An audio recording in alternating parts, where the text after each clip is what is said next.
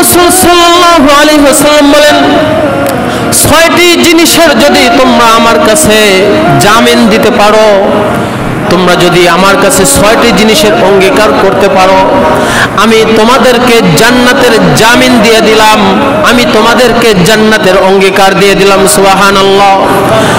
আল্লাহ রাসূল সাল্লাল্লাহু আলাইহি ওয়াসাল্লাম বলেন, ইজমানু লি সিদ্দাম মিন আনফুসিকুম, তোমরা যদি তোমাদের পক্ষ থেকে আমাকে 6টি জিনিসের জামিন দাও, আজমানা লাকুমুল জান্নাহ, আমি তোমাদেরকে জান্নাতের জামিন দিয়ে দিলাম। উসদুকু ইযা হাদাসতুম, যখন তোমরা কথা বলবে তোমরা সত্য কথা বলবে। 1 নম্বর, উসদুকু ইযা হাদাসতুম, যখন তোমরা কথা বলবে তখন তোমরা সত্য কথা বলবে। আমরা তো কথায় কথায় শুধু মিথ্যা আর মিথ্যা আর মিথ্যা বলতেই থাকি। আমরা হাসির সুরতে এমনি এমনি মিথ্যা বলি, প্রয়োজন ছাড়া মিথ্যা বলি, আর যখন প্রয়োজন দেখা যায় তখন তো বলি। যখন আমার সামনে মুসিবত তখন তো মিথ্যা বলি। আমার কাছে কেউ ফোন করেছে যে হুজুর আপনি এখন কোথায়? আমি ঈশ্বরদীর দিকে রওনা দিয়েছি, আমি এখনো চানমারি পাই নাই।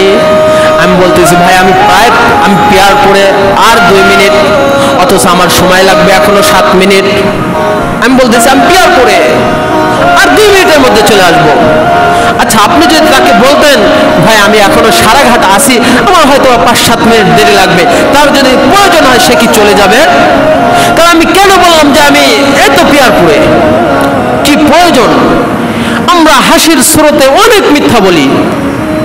তো আল্লাহ রাসূল সাল্লাল্লাহু আলাইহি ওয়াসাল্লাম বলেন, উসদুকু, তোমরা সত্য বলো, ইযা হাদাসতুম, যখন তোমরা কথা বলবে।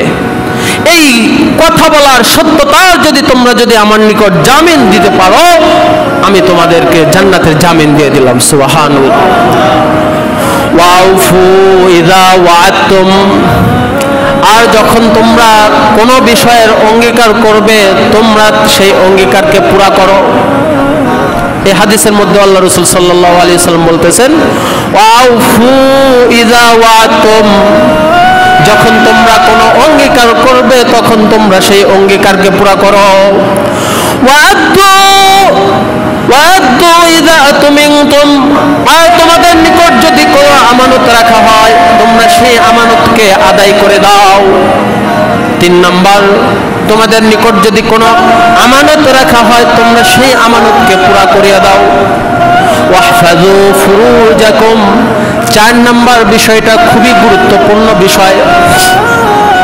ওয়াহফাযু ফুরুজাকুম, এবং তোমরা তোমাদের লজ্জাস্থানের হেফাজত করো। এই বিষয়ের যদি আমাকে জামিন দিতে পারো তাহলে তোমাদের জন্য আমি জান্নাতের জামিন দিয়ে দিলাম। قد أفلح المؤمنون الذين هم في صلاتهم خاشعون والذين هم عن اللغو معرضون والذين هم للزكاة فاعلون والذين هم لفروجهم حافظون। এখানে আল্লাহ রাব্বুল আলামিন সূরা মুমিনের মধ্যে মুমিনের পরিচয় দিতে গিয়ে বলেন, ওয়াল্লাযীনা হুম লিফুরুজিহিম হাফিজুন, যারা তাদের লজ্জাস্থানের হেফাজত করবে, যারা তাদের লজ্জাস্থানের হেফাজতকারী তারা হলো প্রকৃত মুমিন। ওয়াল্লাযীনা হুম লিফুরুজিহিম হাফিজুন, আর এখানেও আল্লাহর রাসূল সাল্লাল্লাহু আলাইহি ওয়াসাল্লাম বলেন, ওয়াহফাযু ফুরুজাহুম, তোমরা যদি তোমাদের লজ্জাস্থানের হেফাজত করো আমি তোমাদের জন্য আমি জান্নাতের জামিন হয়ে গেলাম। ওয়া'আদু ওয়াগুদ্দু আবসারাকুম, এবং তোমরা যদি তোমাদের দৃষ্টিকে সংযত রাখো, তোমাদের চক্ষুকে যদি হেফাজত করো, অর্থাৎ তোমাদের চক্ষু দ্বারা যে সকল জিনিস দেখা নিষিদ্ধ সেই সকল জিনিস যদি তোমরা না দেখো, তোমরা যদি নিষিদ্ধ বস্তু নিষিদ্ধ জিনিস যদি না দেখো তাহলে আমি তোমাদের জন্য জান্নাতের জামিন হয়ে গেলাম। ওয়াকুফু আইদিয়াকুম, এবং তোমরা যদি তোমাদের হাতকে সংযত করো, তোমাদের হাতকে সংযত করো। 6 নম্বর, হাতকে সংযত করার অর্থ অনেক। আমার এই হাত দ্বারা আমি কোনো চুরি করব না, আমি এই হাত দ্বারা কোনো অন্যায় করব না, এই হাত দ্বারা আমি কোনো জালিমের পক্ষে আমি কোনো রায় লিখব না, এই হাত দ্বারা আমি কাউকে অন্যায়ভাবে হত্যা করব না, এই হাত দ্বারা আমি কোনো খারাপ ইঙ্গিত করব না। এইভাবে যদি তুমি তোমার হাতের হেফাজত করো, হাতকে যদি তুমি সংযত করতে পারো, তাহলে আমি আল্লাহর রাসূল সাল্লাল্লাহু আলাইহি ওয়াসাল্লাম তোমার জান্নাতের জামিন হয়ে গেলাম।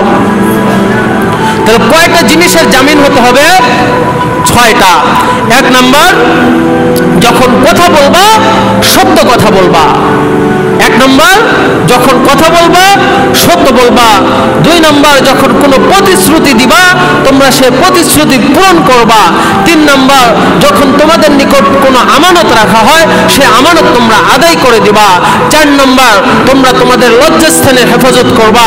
5 নাম্বার, তোমাদের দৃষ্টিকে সংযত করবা। 6 নাম্বার, তোমাদের হাতকে সংযত করবা। যদি এই 6টা জিনিসের যদি তোমরা আমার নিকট জামিন দিতে পারো, আল্লাহ রাসূল সাল্লাল্লাহু আলাইহি ওয়াসাল্লাম বলেন আমি তোমাদের জন্য জান্নাতের জামিন হয়ে গেলাম।